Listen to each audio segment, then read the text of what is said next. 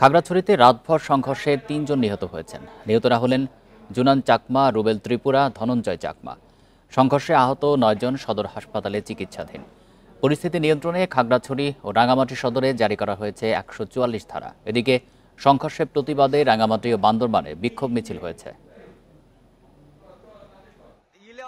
বৃহস্পতিবার বিকেলে খাগড়াছড়ির দীঘিনালায় পাহাড়ি ও বাঙালিদের সংঘর্ষ হয়। এরই জেরে রাত ১০টার দিকে জেলা সদরের নারায়ণখাইয়া ও স্বনির্ভর এলাকায় গোলাগুলি হয় বলে জানা গেছে।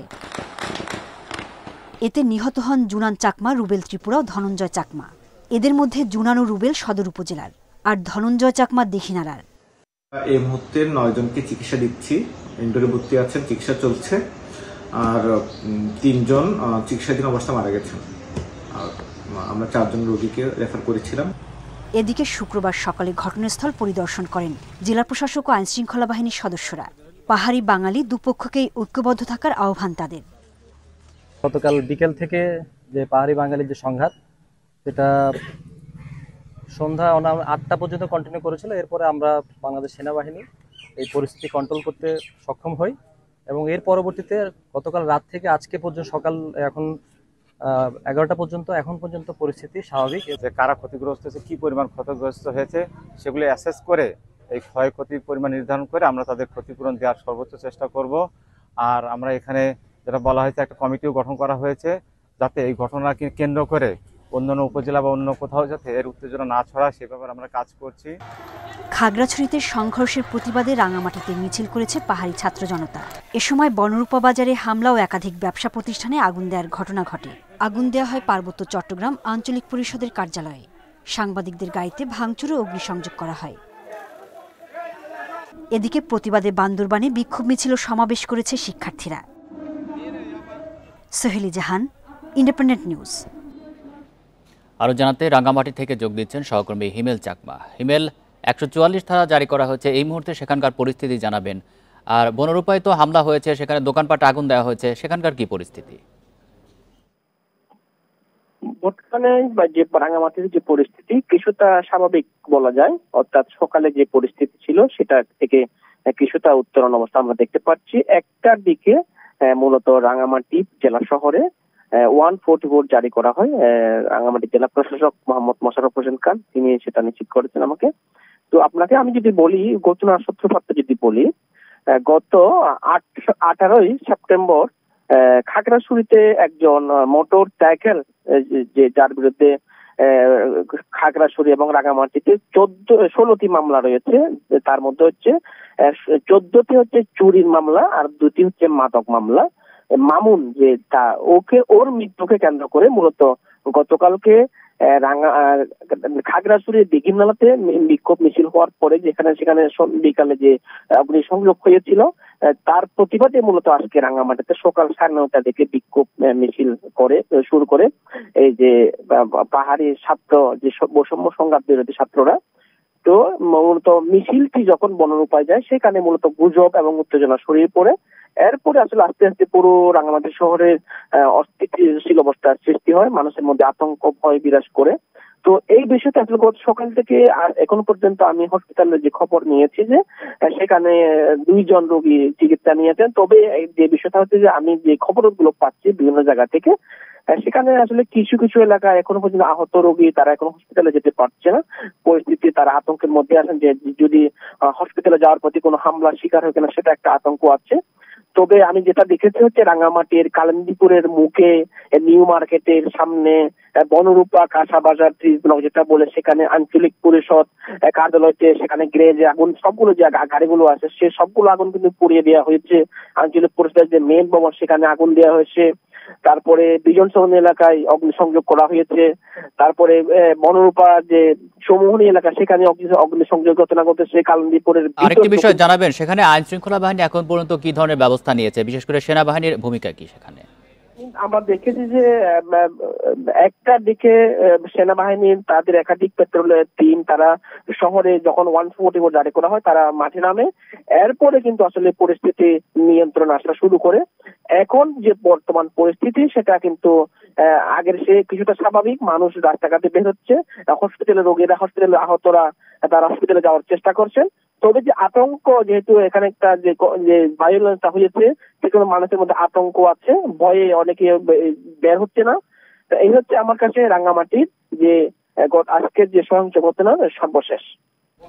আরেকটি বিষয় একটু জানাবেন, সেখানে তো বাঙালি এবং পাহাড়িদের মধ্যে যে উত্তেজনা, এটিতে আপনি বলছিলেন যে সেখানে ঘটনা বলছিলেন যে সেখান থেকে শুরু হয়েছে, কিন্তু এই উত্তেজনা নিরসনে এখন পর্যন্ত কোনো পক্ষ উদ্যোগ নিয়েছে কিনা?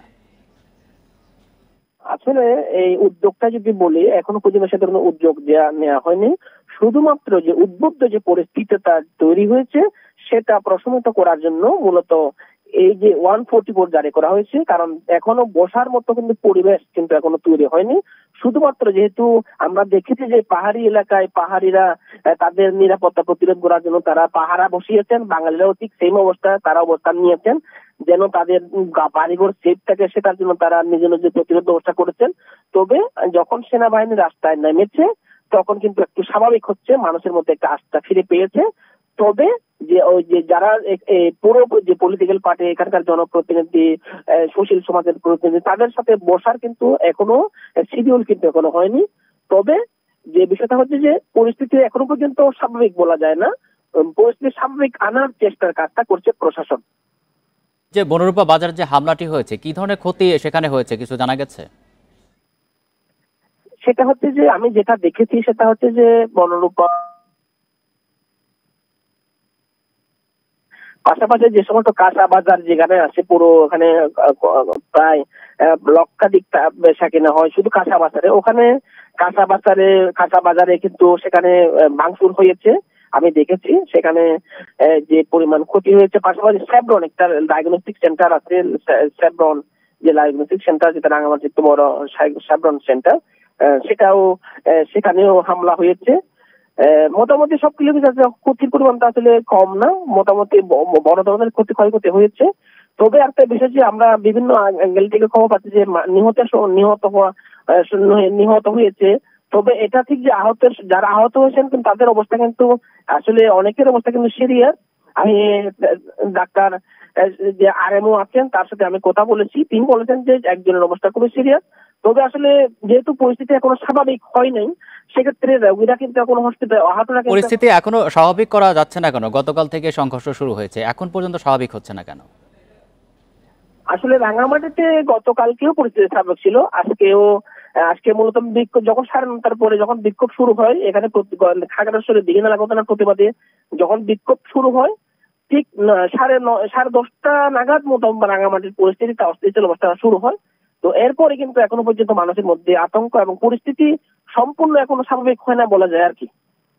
আমরা খাগড়াছড়িতে 3 জন নিহতের খবর পেয়েছি, সেখানে আহত হয়েছেন কতজন, তাদের এখন কি পরিস্থিতি?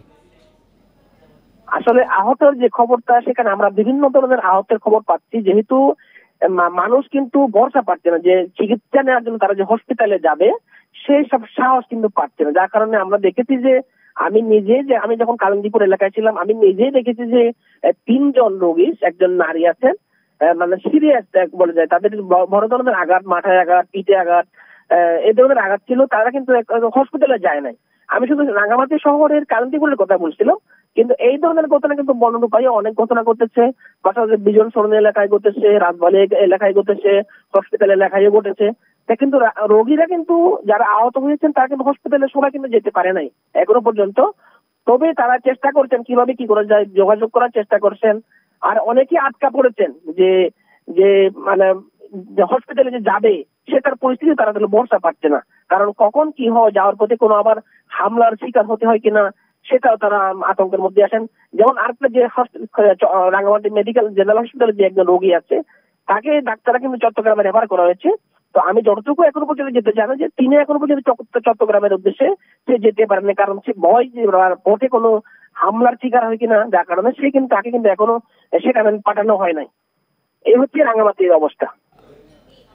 আরেকটি বিষয় একটু জানাবেন যে রাঙ্গামাটি তো পাহাড়ি ছাত্র জনতা মিছিলও করেছে এর আগে, তারা আসলে দাবিটা করছে কি এখন? দাবিটা হচ্ছে যে মূলত তাদের যে আমরা ব্যানার যেটা দেখেছি সেটা হচ্ছে যে গতকালকে যে খাগড়াছড়ির দিঘিনালাতে যে অগ্নিসংযোগের ঘটনা যে ঘটেছিল, যে 100 শতাধিক দোকানপাটের যে ঘটনা ঘটেছিল এবং যে 3 জন মানুষ মারা গিয়েছে এবং যে আহত হয়েছে, সেই সমস্ত ঘটনা প্রতিবাদ এবং দোষীদের শাস্তির দাবিতে মূলত আজকের এই প্রোগ্রামটা তার আয়োজন করা হয়েছিল। তো আজকের আয়োজনটা আসলে তাদের প্রোগ্রামটাকে শেষ করতে পারে না, তার শুরুর পথে মূলত এই ঘটনাটা ঘটেছে রাঙামাটিতে। মূলত ঘটনার সূত্রপাত যদি আমি বলি, সেটা হচ্ছে যে মূলত জিমনেসিয়াম থেকে যখন তারা বের হয়, পাহাড়ি ছাত্র যে সংঘাত বিরোধী যে আন্দোলনের যে কর্মীরা যখন তারা মিছিল নিয়ে তখন জিমনেসিয়াম হয়ে রাঙামাটি চট্টগ্রাম মহাসড়ক হয়ে তখন তারা ডিসি অফিস করে যখন বনরূপাতে যায়, বনরূপাতে গিয়ে একটি অংশ একটা কি দুষ্কৃতিকারীরা মিছিলের উপরে একটা বিল সরে এবং গুজব ছড়ানো হয়েছে এই যে যারা বিক্ষোভ করতেছে তারা যে মসজিদে হামলা করতে আসতেছে, এই ধরনের। রাঙ্গামাটি থেকে জানাচ্ছেন সহকর্মী হিমেল চাকমা। এদিকে খাগড়াছড়ি ও দীঘিনালায় সংঘর্ষের ঘটনায় সুষ্ঠু বিচার সহ 7 দফা দাবিতে বিক্ষোভ কর্মসূচি পালিত হয়েছে ঢাকা বিশ্ববিদ্যালয় ক্যাম্পাসে। সকালে রাজ্য ভাস্কর্যের পাদদেশে আয়োজন করা হয় এই কর্মসূচি। বিক্ষুব্ধ যুগ্ম ছাত্র জনতার আয়োজনে যোগ দেন রাজধানীর বিভিন্ন প্রান্ত থেকে আসা পাহাড়িরা। কর্মসূচিতে বক্তারা সংবিধানে আদিবাসী হিসাবে স্বীকৃতি, পার্বত্য ভূমি কমিশন কার্যকর ও পার্বত্য আঞ্চলিক পরিষদকে আরও শক্তিশালী করার দাবি জানান। পাশাপাশি পর্যটনের নামে ভূমি দখলেরও প্রতিবাদ জানান তারা। পরে শাহবাগ মোড়ে সংক্ষিপ্ত মিছিল ও সমাবেশ করেন বিক্ষোভকারীরা। এ সময় দীঘিনালায় সংঘর্ষের প্রতিবাদে পার্বত্য 3 জেলায় আজ থেকে পরবর্তী 72 ঘণ্টার জন্য সড়ক ও নৌ অবরোধ কর্মসূচি পালনের ঘোষণা দেওয়া হয়।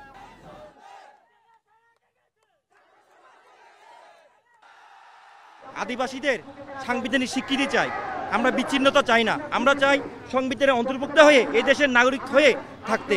যেটার জন্য আমরা লড়াই করেছি, রাস্তায় নেমেছি, হ্যাঁ, সেটা কিন্তু আমাদের পার্বত্য অঞ্চলে হয় নাই, বাস্তবায়ন হচ্ছেও না। যতক্ষণ না বিচার হবে আমরা সকল দলমত নির্বিশেষে এবং সকল জনগোষ্ঠীকে নিয়ে আমরা তাদের রুখে দাঁড়াবো। বান্দরবানের রুমায় বিজিবির অভিযানে অস্ত্র, গোলাবারুদ, ড্রোন, সিগন্যাল জ্যামার সহ বিভিন্ন সরঞ্জাম উদ্ধার করা হয়েছে। দুপুরে এক সংবাদ বিজ্ঞপ্তিতে এই তথ্য জানিয়েছে বিজিবি। সীমান্ত দোপানিছড়া এলাকার গহীন জঙ্গলে একদল সন্ত্রাসী তাদের কার্যক্রম চালাচ্ছে, এমন তথ্য পায় বিজিবি। পরে বিশেষ অভিযান চালিয়ে একটি গোপন আস্তানা থেকে 2টি অটোমেটিক কার্বাইন অ্যাসল্ট রাইফেল, একটি সেমি অটোমেটিক অ্যাসল্ট রাইফেল, 3টি SBBL 21 রাউন্ড তাজা গুলি, একটি অত্যাধুনিক ড্রোন, সিগন্যাল জ্যামার সহ বিভিন্ন দেশীয় অস্ত্র উদ্ধার করা হয়। সীমান্ত এলাকায় সন্ত্রাস বিরোধী বিশেষ অভিযান অব্যাহত থাকবে বলে জানিয়েছে বিজিবি।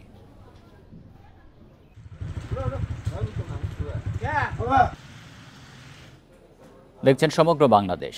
সম্পূর্ণ অটোমেটেড মেশিনে তৈরি সাপোর্ট ফাইবার গ্লাস শীট, ব্যবসা এবার হবেই হিট। ঢাকা বিশ্ববিদ্যালয়ে চোর সন্দেহে এক যুবককে পিটিয়ে হত্যার ঘটনায় গ্রেপ্তার 6 শিক্ষার্থীকে আদালতে হাজির করেছে পুলিশ। দুপুরে তাদের সেখানে নিয়ে যাওয়া হয়। এখন 164 ধারায় জবানবন্দি দিচ্ছে ওই 6 শিক্ষার্থী।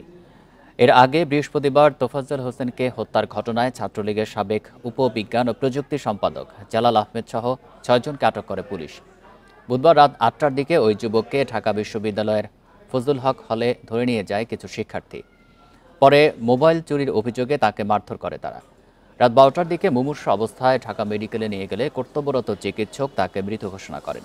পরে এই ঘটনায় শাহবাগ থানায় মামলা করে ঢাকা বিশ্ববিদ্যালয় কর্তৃপক্ষ।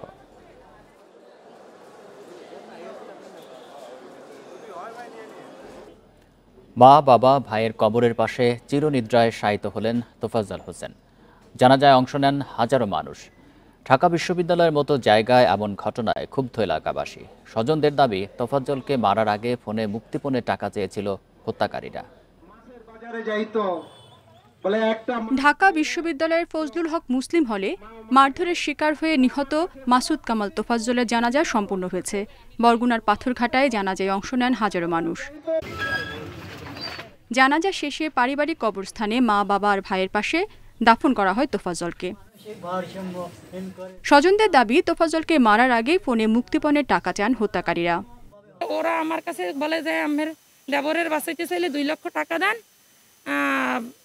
আমরা নাইলে ওরা মারিয়ে ফেলাবো। এই বলার পর আমি বলছি যে আসলে ওর আত্মীয় স্বজন আছে, তাদের সাথে আলাপ করা হোক এবং যোগাযোগ করা হোক, আমরা ওরে মারবেন না, ও পাগল না। দেশের সর্বোচ্চ বিদ্যাপীঠের শিক্ষার্থীদের এমন নিষ্ঠুরতায় হতবাক স্থানীয়রা। হত্যার দ্রুত বিচার চেয়ে মানববন্ধন করেছেন তারা। আমাদের যারা আত্মীয় স্বজন, আমরা যারা পরিচিত, আমাদেরকে বলে ভাই 5টা টাকা দেন, 10টা টাকা দেন, আমি কিছু খাবো। এছাড়া আর কোনো চাহিদা ওর ছিল না। এই যে হত্যাকাণ্ডটা হয়েছে, এটা মানে কি ভাষায় প্রকাশ করা যাচ্ছে না, এত নির্মমভাবে একটা মানুষকে কিভাবে আর একটা মানুষ হত্যা করে। তোফাজ্জল সহ এ জাতীয় যারা নির্যাতনের শিকার তাদের পিছনে আপনারা শক্তভাবে দাঁড়ান, যাতে আসলে আমাদের সমাজ ব্যবস্থাটা আগের চাইতে অনেক অনেক গুণে ভালো হয়। 2016 সালে বাবা আর এর 3 বছর পর মারা যান মা। ভালোবাসার মানুষটির অন্যত্র বিয়ে হওয়ায় 4 বছর আগে মানসিক ভারসাম্য হারিয়ে ফেলেন তোফাজ্জল। গত বছর একমাত্র অভিভাবক বড় ভাইও বিদায় নেন পৃথিবী থেকে। বুধবার রাতে ঢাকা বিশ্ববিদ্যালয়ের ফজলুল হক হলে কয়েকজন শিক্ষার্থী নির্যাতনের শিকার হয়ে মারা যান তোফাজ্জল। Independent news. জাহাঙ্গীরনগর বিশ্ববিদ্যালয়ের সাবেক ছাত্রলীগ নেতা শামীম মোল্লাকে পিটিয়ে হত্যায় 8 শিক্ষার্থীর নামে আশুলিয়া থানায় মামলা হয়েছে। বৃহস্পতিবার রাতে 8 শিক্ষার্থীর নাম উল্লেখ সহ 20 থেকে 25 জনকে অজ্ঞাতনামা আসামি করে ডেপুটি রেজিস্ট্রার সুদীপ্ত শাহিন বাদী হয়ে মামলা করেন। এর আগে 8 শিক্ষার্থীর বিরুদ্ধে হত্যাকাণ্ডে জড়িত থাকার প্রাথমিক প্রমাণ মেলায় বিশ্ববিদ্যালয় থেকে তাদের সাময়িক বহিষ্কার করা হয়। অভিযোগ রয়েছে, বুধবার সাবেক ছাত্রলীগ নেতা শামীমকে বিশ্ববিদ্যালয়ের প্রান্তিক গেট এলাকায় দেখতে পান কয়েকজন শিক্ষার্থী। এ সময় বিক্ষুব্ধ কয়েকজন তাকে মারধর করে প্রক্টর অফিসে নিয়ে যায়। পরে প্রক্টোরিয়াল বডি তাকে পুলিশের কাছে সোপর্দ করে। আহত শামীমকে গুরুতর আহত অবস্থায় সাভার গণস্বাস্থ্য হাসপাতালে ভর্তি করা হলে চিকিৎসাধীন অবস্থায় বৃহস্পতিবার মারা যায় শামীম।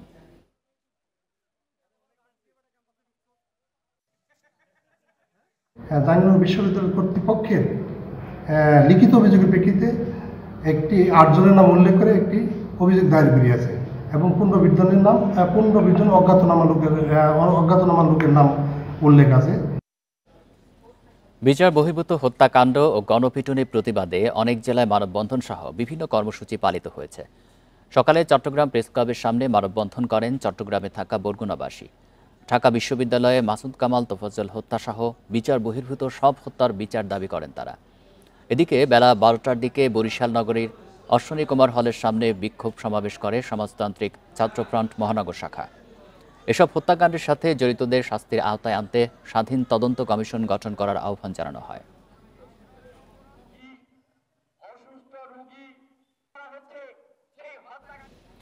নিজের হাতে আইন তুলে না নেওয়ার আহ্বান জানিয়েছে পুলিশ সদর দপ্তর, আর এর ব্যত্যয় কঠোর ব্যবস্থার হুঁশিয়ারি দিয়েছে তারা।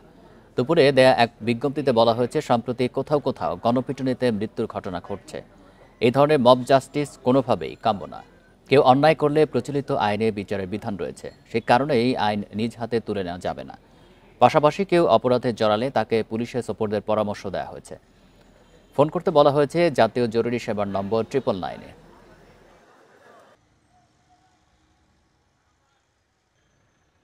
ঢাকা, রাজশাহী সহ 7 বিভাগ এবং রাঙামাটি, ফেনী ও ব্রাহ্মণবাড়িয়া জেলার ওপর দিয়ে বইছে মৃদু তাপপ্রবাহ। রোববার পর্যন্ত এই অবস্থা অব্যাহত থাকতে পারে। আবহাওয়া অধিদপ্তর জানিয়েছে, আজ সারা দেশেই হতে পারে বৃষ্টি, কোথাও কোথাও হতে পারে মাঝারি থেকে ভারী বর্ষণ। তবে এতে তাপমাত্রা কমার সুযোগ দেখছে না তারা। সারা দেশে দিন ও রাতের তাপমাত্রা থাকবে প্রায় অপরিবর্তিত। এদিকে ভোর 6টা পর্যন্ত গত 24 ঘন্টায় দেশের সর্বোচ্চ তাপমাত্রা ছিল সিলেটে 38.3 ডিগ্রি সেলসিয়াস। এ সময় রাজধানীর তাতে ছিল 37 ডিগ্রি সেলসিয়াস। 72 ঘন্টার মধ্যে একটি লঘুচাপ সাগরে হতে পারে এবং যেহেতু একটা লঘুচাপ হতে পারে এর জন্য এই গতকালকেও আমরা অনেক তাপের যে প্রভাব আমরা অনুভব করেছি। তাপপ্রবাহ আরও 2-1 দিন থাকবে এবং বৃষ্টির কথা যদি বলি তাহলে সেক্ষেত্রে 27, 26, 27, 28 ওখান থেকে সব বৃষ্টির পরিমাণ বাড়বে এবং ভালো বৃষ্টি পাবে বাংলাদেশ। দেশের বিভিন্ন বাজারে সপ্তাহের ব্যবধানে বেড়েছে সবজির দাম। সরকার দাম নির্ধারণ করে দেওয়ার কয়েকদিন পরও বেঁধে দেওয়া দামে বিক্রি হচ্ছে না মুরগি ও ডিম। চট্টগ্রামে সপ্তাহের ব্যবধানে প্রতিটি সবজির দাম কেজিতে 5 থেকে 10 টাকা পর্যন্ত বেড়েছে। পটল 5 টাকা বেড়ে বিক্রি হচ্ছে 30 টাকায়, করলা 10 টাকা বেড়ে 50 টাকা, বেগুন 10 টাকা বেড়ে কেজিতে নেওয়া হচ্ছে 60 টাকা। খুলনায় মোটা চাল কেজিতে 2 টাকা বেড়ে বিক্রি হচ্ছে 52 টাকা কেজিতে। রাজশাহীতেও বেড়েছে মুরগির ডিমের দাম। প্রতি ডজনে 18 টাকা বেড়ে ডিম বিক্রি হচ্ছে 156 টাকা। এছাড়া ব্রয়লার মুরগির দাম কেজিতে 10 টাকা বেড়ে বিক্রি হচ্ছে 170 টাকায়। এছাড়া সোনালী মুরগি 20 টাকা বেড়ে 240 টাকায় দাঁড়িয়েছে। ক্রেতাদের অভিযোগ, বাজারে সঠিক তদারকির অভাবে বাড়ছে সব পণ্যের দাম। আর সব জিনিস এগুলো 50 টাকা, শশা মানে 50, 60, 70 নিচে কোনো তৈরি তরকারি নাই। চাই যে সিন্ডিকেট মুক্ত হোক, আপনার চাঁদাবাজি বন্ধ হোক, যাতে করে সব মানুষ, সাধারণ মানুষ সহ সারা দেশের মানুষ ভালোভাবে খেয়ে পরে বাঁচতে পারে। এক এক আড়তে এক এক রেট, কেউ বিক্রি করতেছে 1280 টাকা, কেউ 1300 টাকাও বিক্রি করতেছে, কেউ বিক্রি করতেছে 1270 টাকা। ওইরকম নিয়ে এসে আমরা 5-10 টাকা লাভে এরকম বিক্রি করতে হচ্ছে। পর্যাপ্ত ইলিশ ধরা পড়ার পরও চাহিদা বেশি থাকার অজুহাতে চাঁদপুরে কেজিতে ইলিশের দাম 200 থেকে 300 টাকা বাড়িয়ে দিয়েছেন ব্যবসায়ীরা। ইলিশের দাম নিয়ে কাজ করে না মৎস্য বিভাগ, জেলা মার্কেটিং বিভাগের তালিকাতেও নেই ইলিশের নাম। এসব কারণে ইলিশের দাম নিয়ন্ত্রণে নেই কোনো নজরদারি। গত বছরের জুলাই আগস্টে চাঁদপুরে ধরা পড়ে ৬৩০৩ টন ইলিশ, আর এবছরের জুলাই আগস্টে ধরা পড়েছে ৬২০৩ টন। পর্যাপ্ত ইলিশ ধরা পড়ার পরও জেলেরা বলছেন নদীতে ইলিশ মিলছে না। তবে মৎস্য গবেষকরা বলছেন জেলেদের দাবি ঠিক নয়, আরও ৩ মাস পর্যাপ্ত ইলিশ পাওয়া যাবে। যে পরিমাণ চাহিদা, এই চাহিদার তুলনায় পদ্মার লোকাল মাছটার যোগান কম। প্রতিদিন মাছ আসতো 2-3,000, 5,000, 10,000 করে মাছ আসতো শুধু এই নদীর লোকাল মাছটা। এইটা ডে বাই ডে হ্রাস পাচ্ছে। কিছু কিছু অংশে মাছের প্রাপ্যতার হার বেশি আছে, আবার কিছু কিছু অংশ কম আছে। আশা করছি এটা এই মাসের শেষ নাগাদ সর্বোচ্চ সংখ্যক আহরণ জেলেদের সন্তোষজনকভাবে আহরণ মাত্রা বৃদ্ধি পাবে। পাশাপাশি বৃষ্টিপাতেরও জলধারা আছে এবং সেই সাথে নদীর স্রোতপ্রবাহ বৃদ্ধি পাবে এবং ইলিশের যেই ভরা মৌসুমের যে ইলিশের প্রাপ্যতাটা এটা বৃদ্ধি পাবে। এদিকে চাহিদা বেশি থাকায় ইলিশের দাম কেজিতে 200 থেকে 300 টাকা বাড়িয়ে দিয়েছেন ব্যবসায়ীরা। গত বছর 1 কেজি ইলিশ 1400 থেকে 1500 টাকায় বিক্রি হলেও এবার তা বিক্রি হচ্ছে 1700 টাকায়। বেড়েছে সব আকারের ইলিশের দাম। তবে এই নিয়ে কথা বলতে নারাজ জেলা মৎস্য কর্মকর্তা। ইলিশের দাম নিয়ন্ত্রণে জেলা মার্কেটিং বিভাগেরও নেই নিয়ন্ত্রণ। পাঙ্গাস এবং কাতল মাছের যৌক্তিক মূল্য আমাদের 39টা কৃষি পণ্যের মধ্যে নির্ধারণ করা আছে। ইলিশ মাছের যৌক্তিক মূল্যটা এখনো নির্ধারণ করা নাই। এই যৌক্তিক মূল্য নির্ধারণ করার ক্ষেত্রে আমি আমার অধিদপ্তরের সাথে যাতে প্রয়োজনীয় ব্যবস্থা গ্রহণ করা হয় সেই বিষয়ে আমি কথা বলবো। 2023-24 মৌসুমে জেলায় 35,104 টন ইলিশ ধরা পড়ে। Independent news.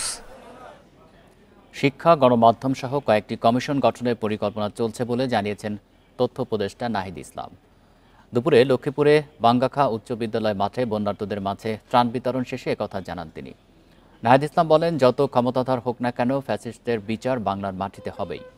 সারা দেশে আইন শৃঙ্খলা পরিস্থিতি ধীরে ধীরে স্বাভাবিক হচ্ছে বলেও জানান তিনি। বিভিন্ন সেক্টরে সংস্কারের কাজ চলছে জানিয়ে তথ্য উপদেষ্টা বলেন, এরই মধ্যে 6টি কমিশন গঠন করা হয়েছে। অক্টোবর থেকে সংস্কার কার্যক্রম শুরু হবে। তো 6টি সংস্কার কমিশন হয়েছে। এই কমিশনগুলো গতকাল বৈঠকও হয়েছে। অক্টোবর মাস থেকেই এইটার কার্যক্রম শুরু হবে এবং পাশাপাশি আরও কিছু যেমন শিক্ষা এবং গণমাধ্যম সহ আরও কিছু সংস্কার কমিশনের পরিকল্পনা রয়েছে। এই কমিশনগুলো অংশীজনের সাথে আলোচনার মাধ্যমে, অভিজ্ঞ এক্সপার্টদের সাথে আলোচনার মাধ্যমে রূপরেখাটি তৈরি করবে। কক্সবাজার উখিয়ায় রোহিঙ্গা ক্যাম্পে অভিযান চালিয়ে আরসার এক কমান্ডারকে গ্রেপ্তার করেছে আর্মড পুলিশ ব্যাটালিয়ন। বৃহস্পতিবার রাতে পালংখালী 13 নম্বর তাজনিমার খোলা ক্যাম্প থেকে তাকে গ্রেপ্তার করা হয়।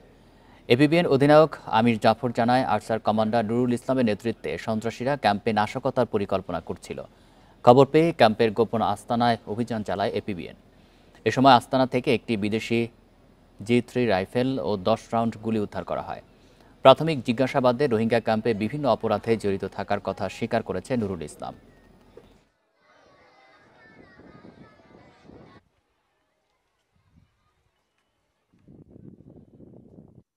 সাবেক পরিকল্পনা মন্ত্রী এম এ মান্নানকে কারাগারে পাঠানোর নির্দেশ দিয়েছে আদালত। সকালে সুনামগঞ্জের মুখ্য বিচারিক আদালতের বিচারক ফারহান সাদিক এই নির্দেশ দেন। এ সময় এম এ মান্নানের পক্ষে 2 জন আইনজীবী জামিন আবেদন করেন এবং তার স্বাস্থ্যগত দিক বিবেচনা করে হাসপাতালে পাঠানোর জন্য আবেদন করেন। এর আগে সকাল 10:30টায় কড়া নিরাপত্তায় সুনামগঞ্জ সদর থানা থেকে আদালতে আনা হয় তাকে।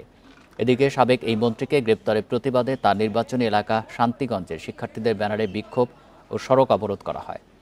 বৈষম্য বিরোধী আন্দোলনে শিক্ষার্থীদের ওপর হামলা ও সংঘর্ষের ঘটনায় বৃহস্পতিবার রাত 11:30টার দিকে শান্তিগঞ্জের বাড়ি থেকে এম এ মান্নানকে গ্রেপ্তার করে পুলিশ।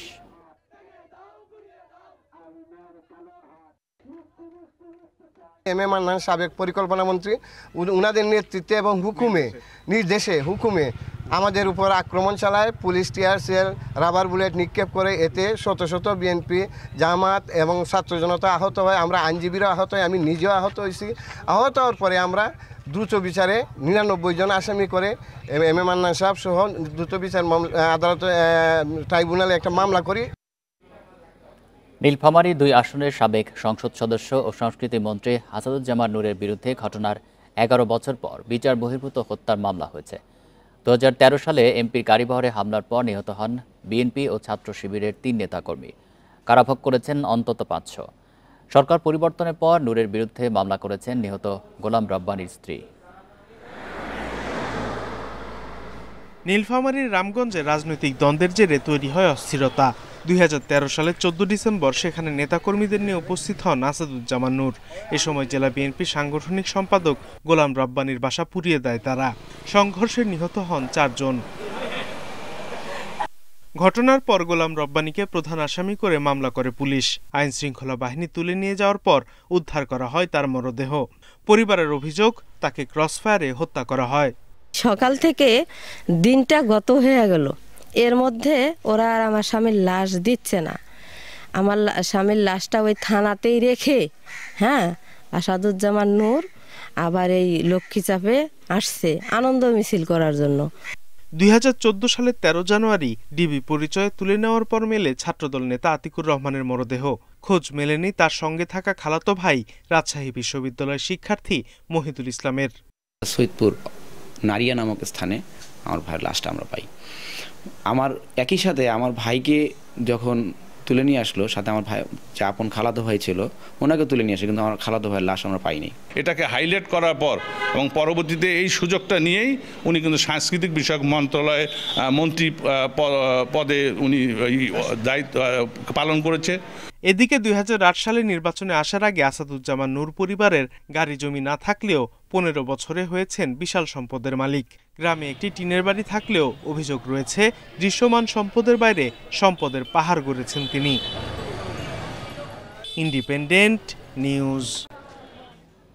বন্যার পানি নামার পরপরই সিরাজগঞ্জে যমুনা নদীর ভাঙন দেখা দিয়েছে। গাজীপুরে পুরাতন মেঘাই এলাকায় তীররক্ষা বাঁধের 70 মিটার এলাকা ধসে যাওয়ায় হুমকিতে কয়েকশো পরিবার।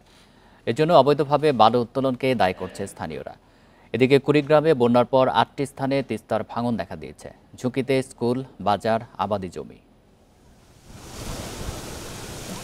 হঠাৎ তীব্র স্রোতের কারণে শনিবার রাতে সিরাজগঞ্জের কাজীপুরে যমুনার তীররক্ষা বাঁধে ভাঙন দেখা দেয়। বাঁধের তলদেশ থেকে মাটি সরে যাওয়ায় নদীতে বিলীন হয় 70 মিটার সিসি ব্লক। হুমকির মুখে বাঁধের পাশে কয়েকশো পরিবার। তীব্র স্রোত আর অবৈধভাবে বালু উত্তোলন করায় ভাঙন দেখা দিয়েছে বলে অভিযোগ স্থানীয়দের। পাঁচ দিয়ে যখন ডেজার্ট যায় ঠিক ওই সময় ক্ষতিগ্রস্ত আসলে বেশি হয়, যে কারণে গভীরতা বেশি হয়ে গেছে। স্থায়ীভাবে এটা না করলে পারে এটা কোনো মতেই এটা এই ঘনবসতি এলাকা রক্ষা করা সম্ভব না। ভাঙন ঠেকাতে এরই মধ্যে বালু ভর্তি জিও ব্যাগ ফেলা হয়েছে। এই কাজে সহায়তা করেছেন সেনা সদস্যরাও। এখানে জিও ব্যাগ কাজ বাস্তবায়ন করতেছি। এই কাজে আমাদের বাংলাদেশ পানি উন্নয়ন বোর্ড এবং বাংলাদেশ সেনাবাহিনী সহ এলাকার লোকজন এখানে কাজ বাস্তবায়ন করতেছে। এই কাজ বাস্তবায়নের ফলে আমাদের ভাঙন মোটামুটি কন্ট্রোলে চলে আসছে।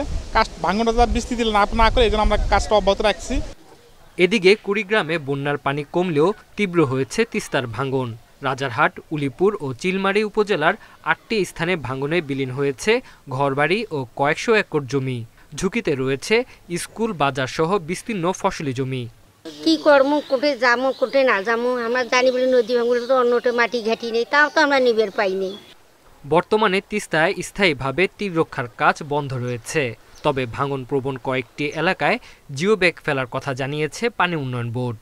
উজানে কিছু ঘরবাড়ির ভাঙন দেখা দিয়েছে, সেখানেও আমাদের কাজ চলমান আছে। এছাড়া এর ভাটির দিকে খিতাবখা স্কুল আমরা রক্ষা করেছি।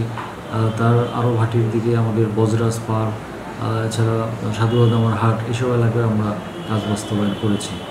তিস্তার ভাঙনে 1 মাসে ভিটেমাটি হারিয়েছে শতাধিক পরিবার। Tanjil Hasnat, independent news. মেহেরপুরে মাদকসহ 2 জনকে গ্রেপ্তার করেছে যৌথ বাহিনী। ঘটনাস্থল থেকে উদ্ধার করা হয়েছে ফেনসিডিল। জব্দ করা হয় একটি সিএনজি। শুক্রবার সকালে এই ঘটনা ঘটে। জেলা মাদক নিয়ন্ত্রণ অধিদপ্তর জানায়, সীমান্ত এলাকা থেকে মাদকের চালান আসছে এমন খবরে গাংনী উপজেলার দুর্লভপুর তেরাইল সড়কে অভিযান চালায় যৌথ বাহিনী। আটক করা হয় সিএনজি চালক এরশাদ আলীকে। সিএনজি থেকে উদ্ধার করা হয় 100 বোতল ফেন্সিডিল। আটক এরশাদ আলীর তথ্যে মাদক ব্যবসায়ী আবুল কালাম আজাদকে আটক করা হয়েছে। মাদকদ্রব্য নিয়ন্ত্রণ আইনে মামলা শেষে তাদের কারাগারে পাঠানো হবে।